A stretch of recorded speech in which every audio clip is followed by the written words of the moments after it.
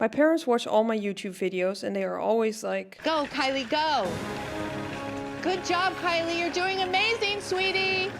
Wow, look at her go! However, despite having experience with and in World of Warcraft, they have no idea what I'm talking about in my Mythic Plus videos. What in God's holy name are you blathering about? So this video is for them and anyone who always wanted to learn more about Mythic Plus, but has been too afraid to ask. Well, I'll tell you what I'm blathering about. I've got information, man. Mythic Plus or M Plus is a timed challenge dungeon mode. You run the dungeon and try to complete it before the timer runs out.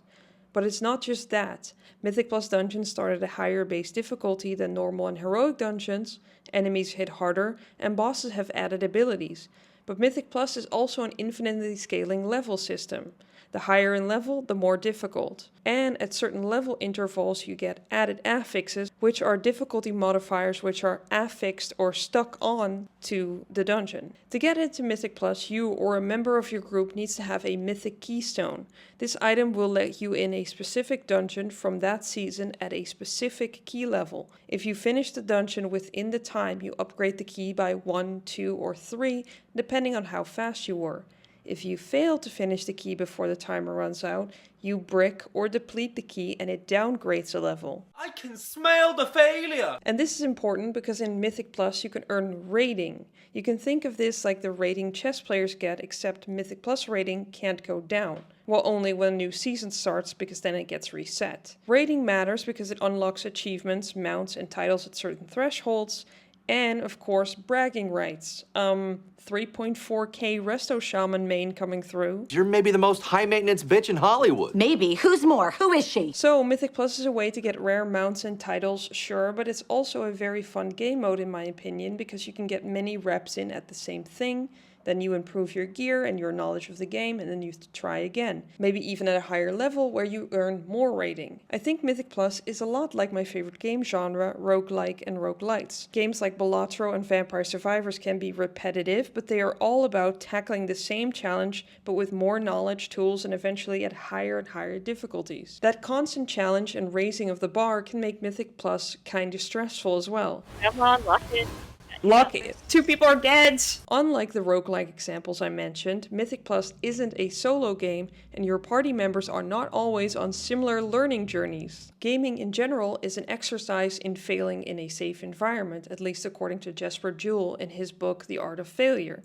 World of Warcraft, and especially Mythic Plus, is often more about the end result and your performance. Did I add rating to my character this session, or was it all a waste of time? This mentality mismatch can make Mythic Plus stressful, and that's a shame. Because at the end of the day, it's a game and it's supposed to be fun, and failure and overcoming failure is a large part of what makes gaming fun. If I was guaranteed a rating increase, why even play? Anyway, my point is that Mythic Plus can be quite intense, and that's for a number of reasons. 1. The dungeon is timed, which forces your group to move fast through the dungeon. Mistakes that lead to a death or even the whole group dying, aka a wipe, can be very punishing because they cost you a lot of time. 2. Depending on the key level, deaths have a 5 or even 15-second death penalty on the timer, meaning deaths aren't just punishing because your group does less damage, but also because you're getting an external time penalty. 3. The timer also means that if one player or even multiple players in your group don't know what to do, you can't really stand there and explain it to them. Well, you could, but then you probably have already failed the timer at that point. In the past, players would leave if they thought a dungeon was doomed, aka not timeable, but if you make a habit of doing that now, you get a leaver note on your character that people can see when you want to join their group. The alternative is a vote to abandon. If enough players in your group agree, you are teleported out of the dungeon. Later in the season, this seems to happen at the first sign of trouble because people are just looking to time dungeons for rating.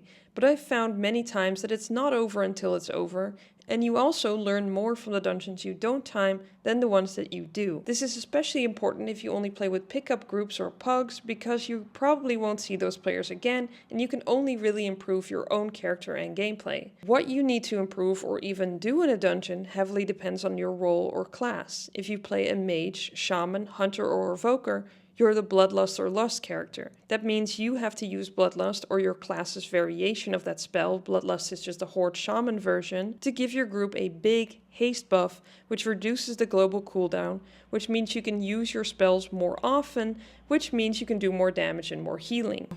#powerful. Using the Bloodlust spell can be make or break in timing dungeons, but once you've used it, you can't get benefit again from it for another 10 minutes. Because dungeons are on average 30 minutes long, you can get 3 uses out of it if managed correctly. There's also an item you can use, drums, if you don't have a Bloodlust class, like I did in a few warrior runs I did, but that buff isn't as strong, and that's why it's called Bloodlust at Home. Another important responsibility is the battle res. Normally you can only resurrect players outside of combat, but druids, warlocks, death knights and paladins can resurrect other players during combat. This can save a run from a wipe and total failure, especially if a healer or tank is dead, but the reses are capped, so it's not an unlimited get out of jail free card. There's also a jumper cable item that can battle res people, but here the problem is that you have to be in melee range of your dead teammate, which can be quite dangerous depending on what's going on around you. Now that we got the class specific responsibilities out of the way, how does the gameplay change depending on the role that you play? Just like regular dungeons, there are 3 DPS players, a healer and a tank.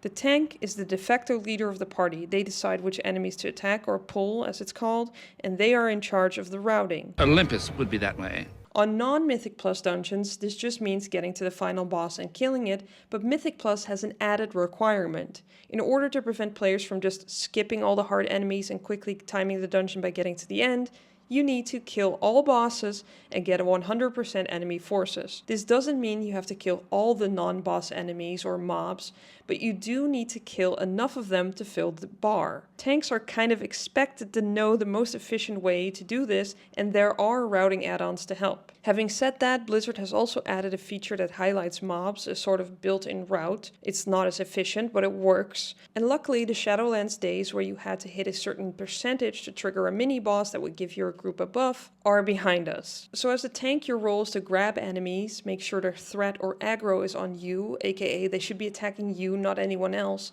and then you just stay alive. While there's only one healer, their job is the most different from the rest of the group, and it's also my main role, so we'll discuss DPS first. You'd never expect it, but a damage dealer's main responsibility is to deal damage. Damage times dungeons, and it allows for more mistakes. The more damage you do, the faster you move through the dungeon, which also means you take less damage, so there's a lower risk of dying and less stress on the tank and healer. The second responsibility damage dealers have, and this one is also true for tanks, is to reduce incoming damage on themselves, and if they're really good, on other party members. There are a few ways to do this. 1. Try not to take avoidable damage from swirlies, these ground effects, frontals, or boss abilities. Learning what enemies and bosses do in the dungeon, or the mechanics, helps a lot here. 2. Use defensive or utility abilities on unavoidable damage. If you see an ability is going to hit you, you can press an ability like evasion, aspect of the turtle, ice cold, ice block, etc. to reduce incoming damage. Some classes can also use abilities like Tiger's Lust or Blessing of Freedom to break their teammates out of dangerous root abilities. And 3. Disrupt dangerous enemy abilities by using your stun or, more importantly, your interrupt spell. This is often called kicking by the community, which just refers to the rogue version of that spell,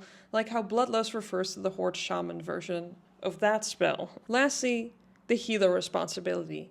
Unfortunately, they, with the exception of Resto Shaman, lost their interrupts, and unlike earlier expansions, healers don't contribute a lot of damage anymore either. Healers need to heal to keep their team alive and reduce as much incoming damage as they can by using external defensives on their teammates and dispelling harmful effects on their party members like magic debuffs, curses, poisons, diseases, bleeds, etc. Vino Moose. Oh, hi, Vino Moose. Essentially, only the unavoidable damage is a healer responsibility, but at the lower key levels, you're also healing a ton of avoidable damage. Luckily or unluckily, depending on your perspective, if you get to a high enough key level, the avoidable damage will be unhealable and even one-shot people, so they'll have to learn for themselves. The class you pick can also impact how much you'll actually get to play the game. Unlike lower difficulty dungeons, Mythic Plus isn't an automatic grouping system. If you want to play your key, you list it in the group finder and then people can sign up if they want to join. This shows you their rating and their item level and lever tag if they have it. The problem is that there are already fewer tanks and healers than DPS players, So where a tank might find a group in seconds, DPS players might face multiple rejections, especially if they're behind the rating or gear curve, or even worse in the eyes of the community if they are playing an off-meta specialization. Every season there are winner and loser specs based on balancing and spec-specific gear bonuses, the seasonal tier sets. The winners are the meta specializations, specs that have an advantage over the other specs of the same role. For instance, in Season 1 of Midnight, 3-button Guardian Druid was very strong and relatively easy to play, so a lot of people preferred picking Druids over the other tanks. The thing is, while there is truth to the meta, that kind of optimization isn't necessary for most players. You likely have more fun and success on something you enjoy playing, that is, if you can get into groups. If getting to the highest possible rating is your thing, you probably follow the flavor of the month, but I doubt you'd be this far into this video if that is something you want to do. Anyway, we're almost at the end, and I hope my parents and other beginner Mythic Plus enthusiasts understand Mythic Plus and my videos a bit better now. And maybe one day I'll make a video where I actually do a Mythic Plus run with one or both of my parents. I hope you learned something, and let me know if there's anything that's unclear or that I missed. I'm pretty deep into the game myself, so I sometimes forget how much of this stuff just isn't obvious. David, I cannot show you everything. Okay, well, can you show me one thing? Anyways, thanks for watching and see you next week.